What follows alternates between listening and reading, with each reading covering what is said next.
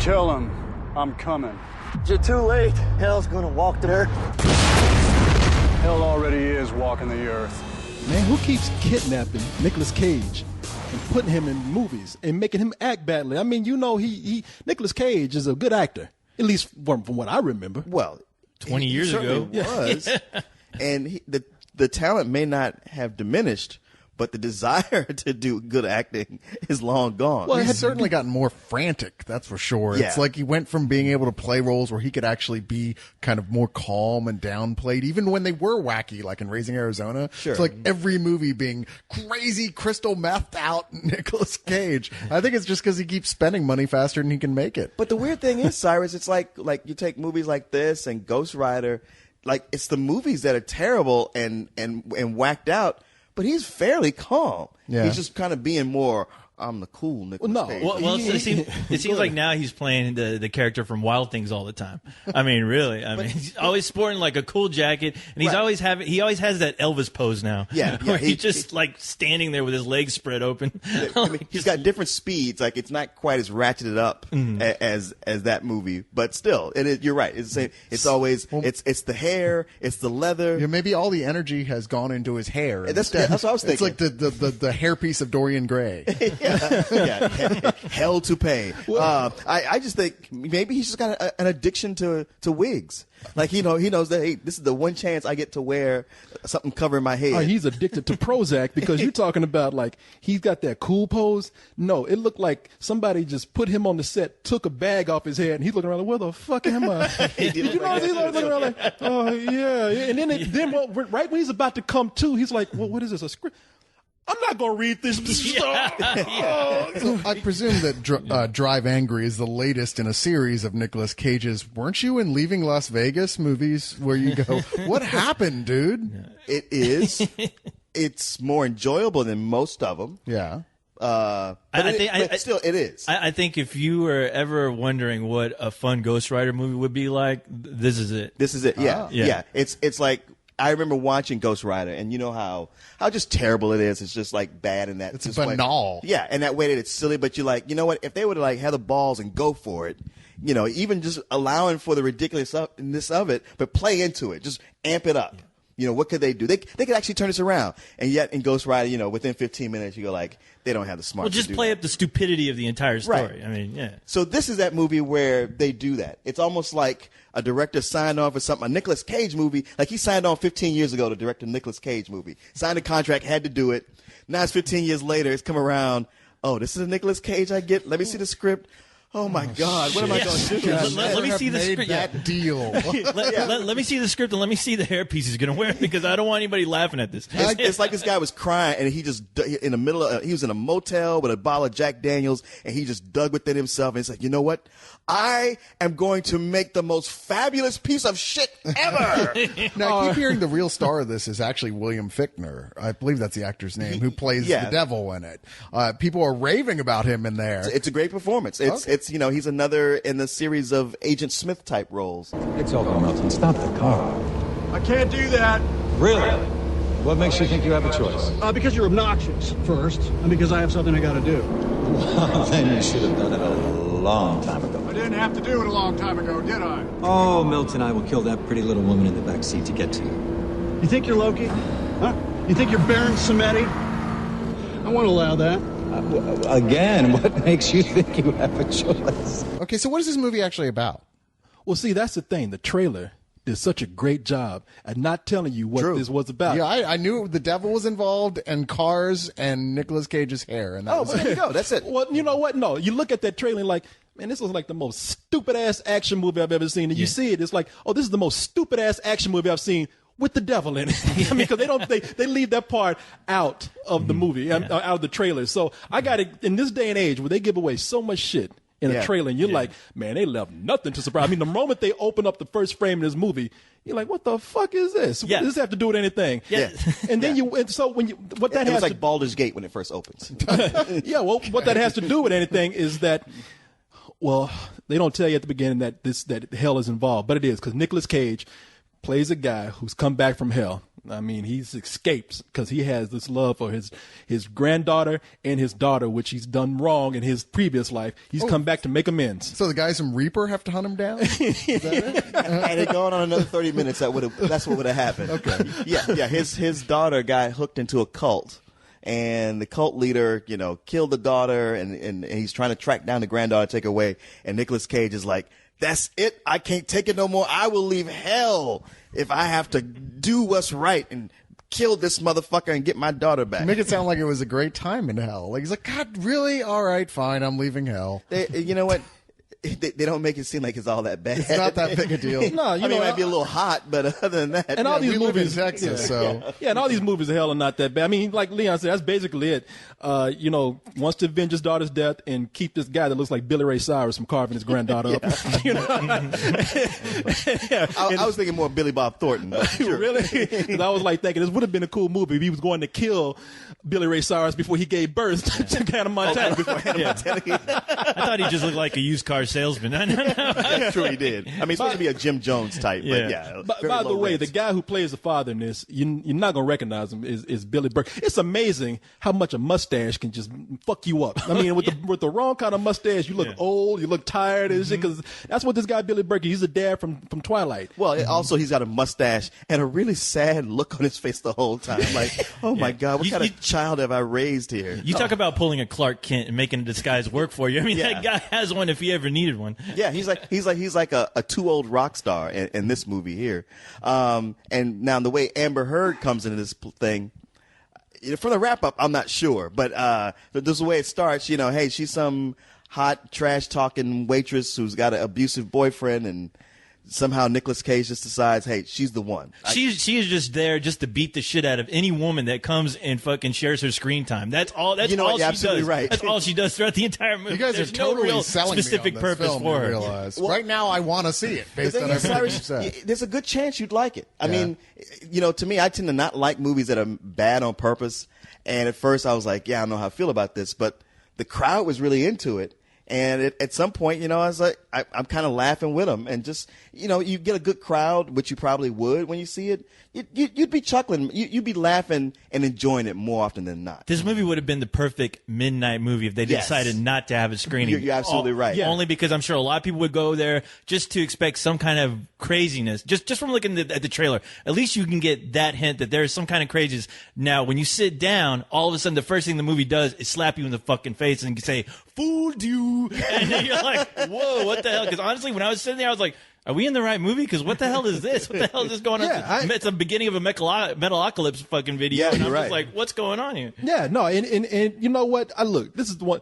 This is the movie where you in the bathroom and you taking a piss, because that's what happened with Leon and I. You in the bathroom taking a piss, and you be like, "Hey man, what you think about that movie, man?" It's almost like you're trying to look. Yeah, because the thing is, nobody wants to admit that they like it. You're not taking a piss and like, "Hey man, what you think about that?" And your friend like, "I don't know what you think about it." Man, that was stupid, man. I still don't know what y'all thought about it. I have no idea. Y'all are like so back and forth. Like you could be giving it a full price or some old bullshit, and I have no idea. Well, here's the deal, because that's what I'm saying. This movie will fool you, because Leon and I were in there, because I was, by the way, taking a long piss of our lives. You still don't want to admit it. No, I know. That's what we're doing. I mean, I stood up there. We made our piss longer so that we could sit up there and convince ourselves that we like this movie. Because I was like, he was drinking water while he was pissing. Because I was like, hey man, it was kind of funny. He's like, yeah, it's bad, but it's funny. I was like, yeah, it was bad though, right? Oh, it was definitely bad. Yeah, but it had its moments. Yeah, some. I mean, are you saying you liked it? I'm just saying it had its moments. I mean, how did you feel about it? It's almost like it's almost like I'd look at his dick before I would admit I would like the movie, because here's the deal. I was going to say, I'm just saying, but that is another story. Metaphor there, But here's the deal. That's what we're trying to say. Listen, I summed it up like this, and this is what made me admit that I like the movie. I do. Fuck it. There you go.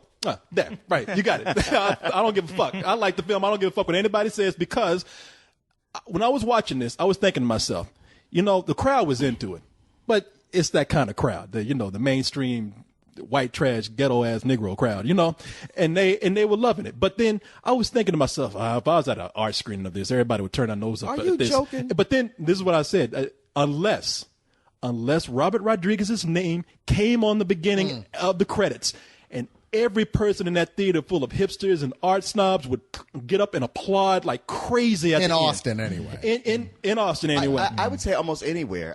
You know, I mean, when we said the same thing with Ghost Rider, if Robert Rodriguez's name had been on it, the crowd. Ghost Rider's a piece of shit. No, it would have been. It They still would have been a loved it. piece of shit. Yeah. Period. But the thing is, this is that kind of movie that I always think of as more appealing to the hipster crowd. You know, I mean, a lot of it reminded me of stuff that Tarantino and Rodriguez do when they're together. But the big difference here is that they established right off the bat that this is steeped in hell and the devil. So when it does all this crazy shit that in these other movies, they just try to like tell you like, hey man, just go with it.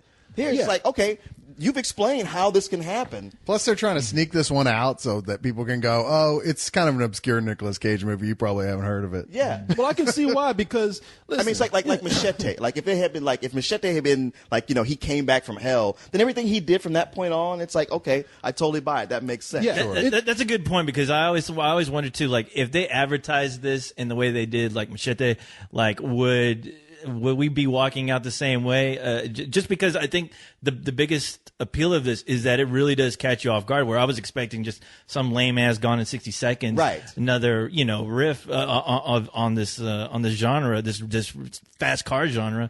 And it wasn't anything like that. But I have to admit, while I was sitting there, I was having a good fucking time. This is like something that you'd see, like if we were all like in our teens, if we saw this on late night HBO cable by accident, Right. having no fucking clue about it. I mean, the next day I would be raving to my friends about this fucking crazy ass movie that I just saw. Exactly. Which this is the movie that is. well, you summed it up Yeah. perfectly when you said this is a midnight movie. You know, this is. I hate to go back to this, but this is Grindhouse if they wanted to make Yes. Grindhouse Right. decent and enjoyable without being pretentious. I mean, the fault of the movie is that the thing that throws people off, the thing that makes people confused when they come out is that for everything that is intentionally good about the movie, there's something unintentionally bad about it, you know? So I mean, you have things like, we talk about Nicolas Cage. Look, this I don't know if Nicolas Cage is just riding off this reputation he has of being crazy and sometimes just acting bad, but he's really acting, you know, he's not meaning to be bad, or if he's just becoming a bad actor because the worst lines of the movie are his. The worst acting in the movie is his. But for every line that that Nicolas Cage has that is bad, you have William Fichtner in this, who comes in and manages to scoop up everything that was done badly and make it enjoyable. And then you have some scenes in there, like some really bad gunplay. Some of it's cool, some of it's really bad, but then they followed up with a really badass car chase. And I'm looking at this, I'm like, all right, you know, I got to weigh this out. The stuff that's I'm finding enjoyable is overpowering or overplaying the stuff that I find bad. I'm sitting up here laughing at lines. I'm thinking the action is cool.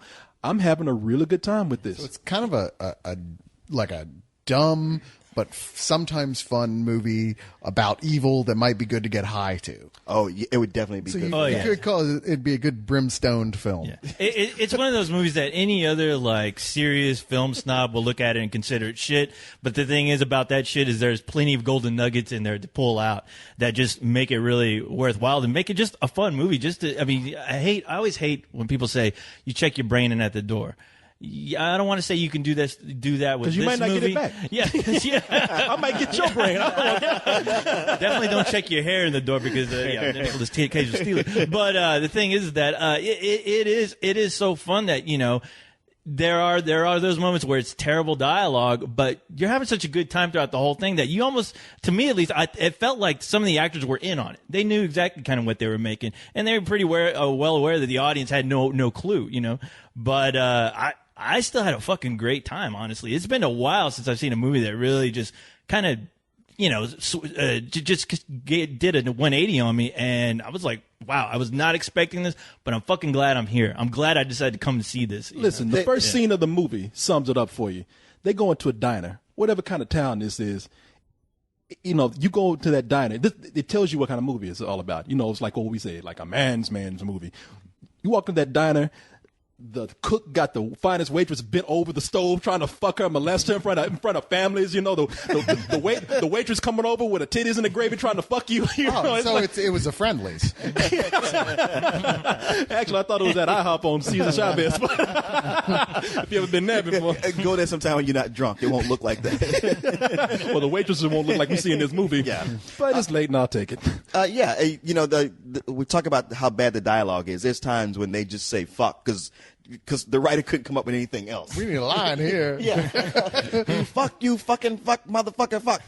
Like, wow, that's writing for you. Oh, yeah. I mean, even when the movie's trying to be polite, it says, excuse me, you fat fuck. You know? Yeah, that's true. That's true. Except William Fichtner delivers the line in such a way where you're like, God damn, that guy's good. Dude, he steals every scene that he's in, really. Yeah, I mean, it's does. like you almost want to spin off on his character for the next movie if they ever did one. There's a long tradition of actors playing the devil, totally stealing a show with whatever product it is, no matter how bad everything else was about it. And Fichtner continues the lineage. And because as we all know, the devil is cooler than everything else I around. salute the guy, yeah. Something else we haven't mentioned at all is that really, really good 3D. This is clearly shot in 3D, and the 3D plays into it constantly. It's some of the best 3D since Avatar. And they really work on it hard. And I have to say, like watching this, there was moments where I was getting hints of Sam Raimi. I thought, wow, if Sam Raimi ever decided to do a 3D movie, I wonder if it would look like this. You're right. Especially during the more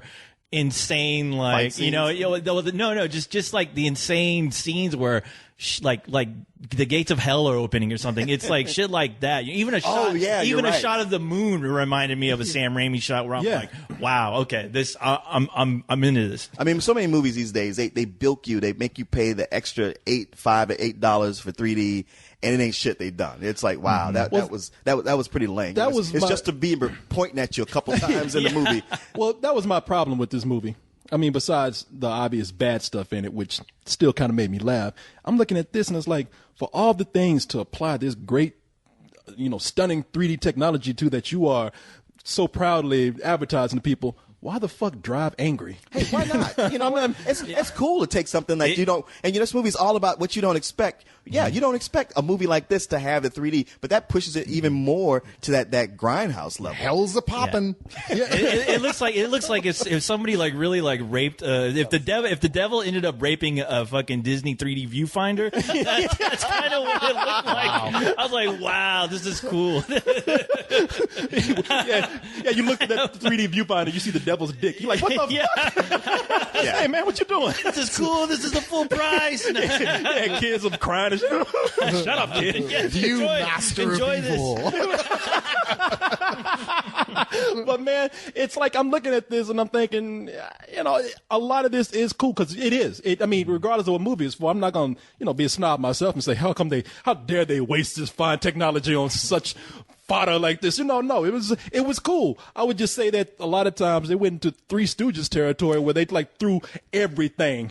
But that's the thing. When we're watching 3D movies, we're always saying, how come, we'll laugh about it, like, well, don't do the Three Stooges thing, knowing that secretly we want to see that. Yeah. I mean, and while nobody gets poked in the eye, almost. I mean, you get some stuff that's the equivalent of it that fits within this movie. But this movie threw everything. I mean, look, I've tried to avoid saying anything about Nicolas Cage's hairpiece because that's what we do. Right. But there's a lot of slow-mo. There's even one scene where they actually toss a piece of his hairpiece at the camera in slow motion. No,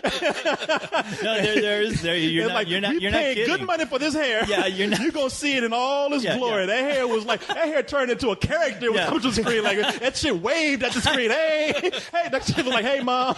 I was wondering if Nicolas Cage was like in on that joke where he's like, yeah, I know people give me shit, so just go with it. Here's something for all those assholes out there. Yeah, at this point, here's a joke on me. All right, but the thing about the 3D though is that there was like a simple shot of a mirror just break, like shattering. Yeah. And I was like, wow, that one scene alone was more effective than watching the Transformers fucking just have shards of glass covering the screen where it meant absolutely nothing. The impact, it was not there. And it was there for that small little scene in this movie. Yeah. You're right. No, you're right. I mean, like I said, people, if you can't guess by now, it's like... I still don't know what your rating is. No, I'm going to say, look, if you can't tell, I mean, we're talking about how bad it was, but it's one of those rare movies where it's like, fuck it, man, I had fun with everything in this, including the bad stuff. I mean, hey, Nicolas Cage might be the worst actor, but you're laughing at him, you know, and sometimes you're laughing with him. I mean, you just want to come up there and just say, you know, just kiss him on the cheek. Oh man, I know you can't pull this off, but it's all right. I'm still enjoying you. Whatever drugs you're on. Yeah. So yeah, man, look, I'm just gonna come out with it and say, you know, before anybody says anything, yes, Captain Matinee to the rescue again. I liked it, man. I give it a very fun matinee. You coward. I give it a matinee also. Because, you know what, I mean, for all the reasons we named, it does, you know, a few more things right than it does wrong. And Nicolas Cage is probably like the least, you know, exciting character or actor in this movie, but there's so much going on that it is like, wow, I'm so glad I saw that.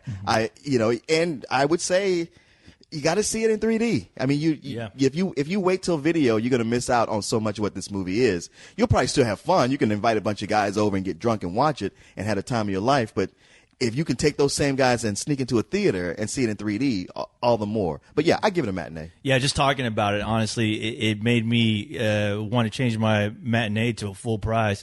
But there's still things about it where I'm like, hey man, if they just amped it up just a little bit more, you know, especially during the smaller scenes where I'm like, after watching the movie, you're like, wow, that could have been really crazy. And you know what? I still want that crazy ass movie. I know maybe when that guy goes on to direct his next movie, maybe I'll finally get that movie. But I'm going to give this like a very strong matinee, only because I'm really dying to give it a full price. Only because, yeah, you do need to see this in 3D just to get the full effect. But if you go, I mean, Go at midnight. Go to a midnight screen. Even though you won't be paying matinee, but then that would be just fuck it. I'm just gonna give it a full price. No, you're absolutely right.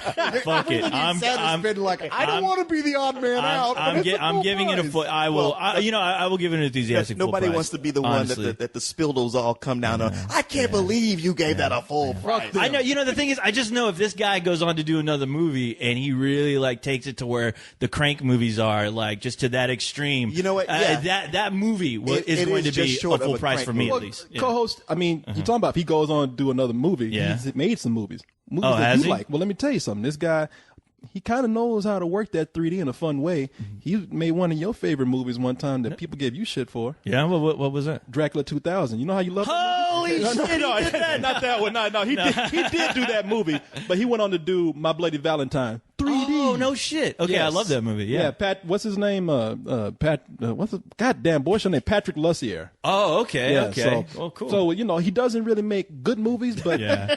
Hey, you can still enjoy them. You know? our buddy Raymond, the Dracula 2000 was his favorite movie, and right over there on that specific On that wall right there on that door, he had Dracula 2000. He had that poster hanging up. He had that poster with up the there. greatest pride. If you look closely on the wall, like So the shroud it's of still an Jesus, imprint? yeah, there's still like the poster's gone, but you can still see a human figure on there with Dracula 2000 is walking in the street In 3D. in 3D. No, man, this is one of those action films that I wait for. Those movies where all the hipsters say, "Oh man, you see that movie? They didn't care, man. They meant to make just a bad but fun action film." I'm looking at it, I was like, "No, they made a bad film." Right. Yeah. I know you hate it. Piranha's one of those movies Piranha 3D is one of those movies that pulled it off greatly for me. And this movie it's that movie that is real. All right, Yeah. it's the real shit. And it's so true that this is a midnight movie that you should like try to take a 6-pack in there if you can and drink it, because I can't easily. tell you how many movies we just felt like suckers that we went into saying, man, this is going to be great. Let's get drunk. And we just end up drunk and crying at the end. That is the thing. There's a just wasted our lives. Drunk and pissed. There's that point when the alcohol turns, if the movie's not fun, then you're just even more miserable than you would have been Oh otherwise. yeah, we fight each other and shit. Yeah. You know, I'm looking at you, looking at me. Why the fuck you do this to me? What the fuck you looking at? Nah, this is the one though. This is the one where we can all love each other. You can't stop me.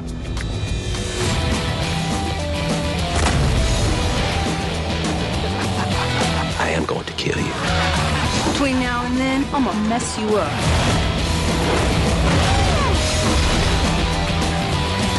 What kind of gun is that?